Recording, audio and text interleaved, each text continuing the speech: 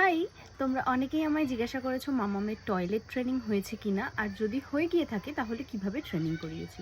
Actually এই ব্যাপারটা নিয়ে আমি নিজেই ভীষণ কনফিউজড। তো প্রথমত টয়লেট ট্রেনিং মোটামুটি একরকমভাবে আমি করিয়েছি। এইবার প্রথমত আমি একটা ওই পটি ট্রেনিং পট যেগুলো থাকে, মানে অ্যাকচুয়ালি আমার বাংলা বলতে মানে আমাদের চলতি ভাষায় যেটাকে বলি পটি, তো ওটা 9 মাস 10 মাসের সময় মাম্মামের আম্মি এনে দেয়। এটা হরিণ, তো এরকম ধরে বসা যায় গাড়ির মতো, বাট মাম্মাম ওটাতে কিছুতেই কমফোর্টেবল হচ্ছিল না, টয়লেটও করছিল না। তো আমি ডক্টরের সাথে কথা বলি, তো বলার পর আমাকে বললো তুমি একটু বাবার কাছ থেকে রুটি নিয়ে আসো যাও। তো আমাকে বলার পর ডক্টর বললেন যে এত জলদি কোনো করার দরকার নেই, 18 মাসের পর থেকে আস্তে আস্তে টয়লেট ট্রেনিংটা করবে।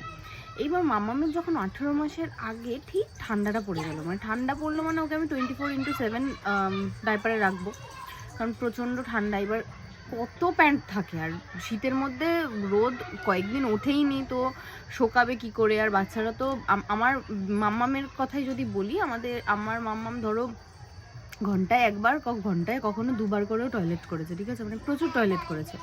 আর ইভেন ও একটু জলটা বেশি খায়, তো সেই কারণে টয়লেটটা একটু বেশি করে। তো এত তো প্যান্ট সম্ভবই না আনা, তো সেই কারণে 24/7 আমি ওই কিছুক্ষণ ডাইপার ফ্রি রেখে একদম ক্লিন করে আমি ডাইপারেই রেখেছি, কিন্তু কোনো রকম র্যাশ বা কিছু হয়নি। তো গেল, এবার আমি এই পিরিয়ডটা তো এরকম গেল। তো আমি ভাবলাম যে তাহলে টয়লেট ট্রেনিং কী করে করাবো। ঠিক তার আগে থেকে মামামকে আমি একটা জিনিস খেয়াল করেছি, যে মামামকে যদি একটা জিনিস বলি যে মামাম এটা করো না বা এটা করো, এরম মানে যদি কন্টিনিউয়াসলি এই কথাটা বলতে থাকে, ও সেটা রেসপন্স না করলে ওর মাথায় সেটা ঢুকে যায়। যেমন ধরো ওই যে একদিন আমি বলছিলাম না যে মামামকে আমি বলি Johnny Johnny yes papa, eating sugar no papa, এই রাইমসটা বলি, বাট ও কিন্তু কখনোই আমার সাথে বলে না। কিন্তু একদিন হঠাৎ করেই দেখছি এই দুটো লাইন ও রপ্ত করে ফেলেছে, Johnny Johnny yes papa, eating sugar no papa, তারপরেরটা টেলিং লাইসটা বলতে পারে না, লাইস নো পাপা এইটুকু বলতে পারে, ঠিক আছে। তো এই 2-3টে লাইন ও একা একাই রপ্ত করেছে। তো আমি তখন ভাবলাম যে ওকে আমি আস্তে আস্তে বলতে থাকবো, আশা করি বুঝবে। তো ও ডাইপার পরা থাকাকালীনই আমি ওকে বলতাম যে মাম্মাম তোমার যখন টয়লেট পাবে বারান্দায় টয়লেট করতে হয়। তো বারান্দা বলতে মানে আমাদের লং বারান্দাটা, এবার আমি আস্তে আস্তে ওটাই শিখিয়েছি, ঠিক আছে। হয় বাথরুমে গিয়ে তো এত ছোটো বাচ্চাকে আমি শেখাই না, কারণ ঠান্ডা তার মধ্যে, তো ওটা বুঝতো। তো আমি বলতাম মামাম কোথায় টয়লেট করতে হবে, ধরো ডাইপার ফ্রি রেখেছি, ঠিক আছে মামাম। এবার আমাকে যখন মামামের ঠিক টয়লেট পেলে কখন বলতো, যখন ধরো মানে এক্ষুনি হয়ে যাবে, মানে 1 সেকেন্ডের মধ্যে হয়ে যাবে, তখন বলতো কি মা হিসি করবো, ব্যাস ওই হিসি বলতে বলতেই তার হিসি হয়ে যেত। এবার আমি যখন বলতাম হিসিটা হয়ে যাওয়ার পর যে মামাম কোথায় টয়লেট করতে হবে বাবা, বলতো কি নিচে বারান্দায়। এবার আমি তখন বলতাম বাবা এটা তো বিছানা, এটা তো নিচেও নয়, এটা তো বারান্দাও নয়, তাহলে তুমি কেন করলে। আর কোনো রেসপন্স পেতাম না। স্বাভাবিক, ওইটুকু বাচ্চা থেকে কী বা রেসপন্স পাবো। তো এরকম না আমি বলতাম, আবার ওর পাপা বলতো, আমি বলতাম যে এখানে করতে হবে না, বারান্দায় করতে হবে, নিচে করতে হবে, এরকমভাবে ওকে বোঝাতাম। তো লাস্ট 4-5 দিন ধরে ওর যখনই টয়লেট পাচ্ছে, সেটাও ডাইপার পরা থাক বা না থাক, ও ডাইরেক্ট চলে যাচ্ছে বারান্দায় গিয়ে আমাকে বলতো মা হিসি, এক্সাইটেড হয়ে মা হিসি বলেই চলে যেত। এবার গিয়ে করে আবার চলে আসছে। তো আর ডাইপার যখন ফ্রি থাকে তখনও সেম যায়, আমাকে বলে যে মা হিসি, এবার প্যান্ট তো আর খুলতে পারে না। এবার আমি যখনই ওই হিসি বলে আমি প্যান্টটা খুলে দিলে ভালো কথা, আর যদি প্যান্ট পরা থাকে তাহলে তাই পরেই করে দিচ্ছে। এখন আবার শেখাচ্ছি যে প্যান্টটা খুলতে হয়, বাট সেটা পারছে না সত্যি বলতে, এখন অনেকটা ছোটো। এবার আমরা তো ইলাস্টিকওয়ালা প্যান্ট পরাই, তো সেই কারণে একটু অসুবিধেই হয়। তো জামা যদি ফ্রক পরা থাকে, ওকে যেমন বলেছি যে বাবা ফ্রক জামা উঁচু করতে হয়, তো জামাটা উঁচু করে সামনের দিক উঁচু করতে পারে, পেছন দিক ভিজে যাচ্ছে, তো এই জিনিসগুলো হয়।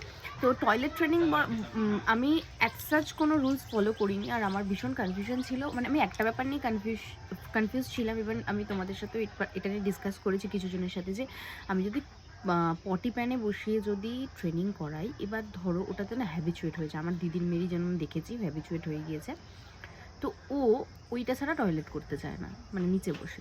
সেক্ষেত্রে আমি ধরো কোথাও ঘুরতে গেলাম, তখন আমি কি করব, এইটা নিয়ে না আমার ভীষণ কনফিউশন। আমি জানি না, আমি এটা নিয়ে একবার ভেবেছি যে স্যারের সাথে একবার কথা বলবো, যে স্যার আমার এই মানে এই যে আমার একটা থটস আসছে সেটা একটু ক্লিয়ার করে দেওয়ার জন্য আমি ওই জন্য না পটি প্যান্ট ছাড়াই ওকে ট্রেনিংটা করাচ্ছি। মানে ও যেমন আমি যদি বলি যে মাম্মা আমাদের ওই বাড়িতে যদি গিয়ে বলি যে মাম্মা বারান্দায় সাইডে ইস্যু করতে হয়, তো ও সেটা করতে পারছে।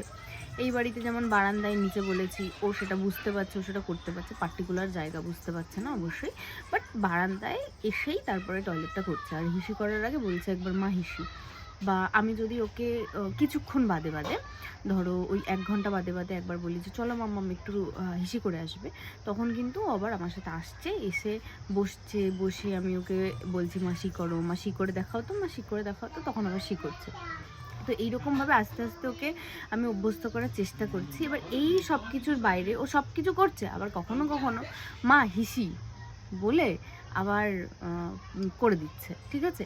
তো একটু সময় লাগবে সব কিছুতেই। আমি আপাতত বলতে পারো 70-80% সফল তো হয়েছি। তবুও আমি ডাইপার পরাচ্ছি, কারণ এখনও পুরোপুরি হয়নি। আর এই গরমে আশা করি ওকে শিখিয়ে নিতে পারবো, কারণ বাচ্চারা তো পুরো একদম নরম মাটির মতো, আস্তে আস্তে আস্তে আস্তে শিখিয়ে নিতে পারবো আশা করি। তো ওই আমি একটা রুলসই ফলো করেছি, সেটা হচ্ছে ওকে ট্রেনিং করানোর আগেই ডাইপার পরানো অবস্থায় ওকে বলতাম যে বাবা তোমার শি পেলে তুমি আমায় বলবে, আর বারান্দায় গিয়ে শি করতে হয়। তো এইভাবেই মাম্মামকে আমি অভ্যস্ত একটু একটু করিয়েছি। আর তোমাদের কাছে কোনো সহজ উপায় থাকলে প্লিজ একটু কমেন্ট করে জানিও, আমারও খুব হেল্প হবে। তাহলে আমিও সেই ওয়েটা অ্যাপ্লাই করব। যদিও বা আমি এটা করেও বেশ কিছুটা সাকসেস হয়েছি। এবার প্রত্যেকটা বাচ্চা আলাদা হয়, প্রত্যেকটা বাচ্চার বোঝার ধরন আলাদা হয়, প্রত্যেকটা বাচ্চার ক্যাচিং পাওয়ার আলাদা হয়। তো সবার বাচ্চা আলাদা হয়, কিন্তু মা বুঝবে যে তার বাচ্চা কি বললে বেশি রেসপন্স করে। তো আমার ক্ষেত্রে এই জিনিসটা কার্যকরী হয়েছে। আর সবাই এই ব্যাপারটা নিয়ে প্রচুর জিজ্ঞাসা করেছিল, প্রচুর ডিএম, প্রচুর কমেন্ট পেয়েছি, তাই তোমাদের সাথে একবার ক্লিয়ার করে দিলাম। তো তোমরা অবশ্যই আমাকে যদি কোনো ইজিয়েস্ট ওয়ে হয়, সরি, অবশ্যই জানিও। আমি সব কিছু একটু একটু করে ট্রাই করে দেখবো, যেইটা কার্যকরী হয়। মানে বাচ্চার আলটিমেটলি ট্রেনিংটা হওয়া নিয়ে কথা।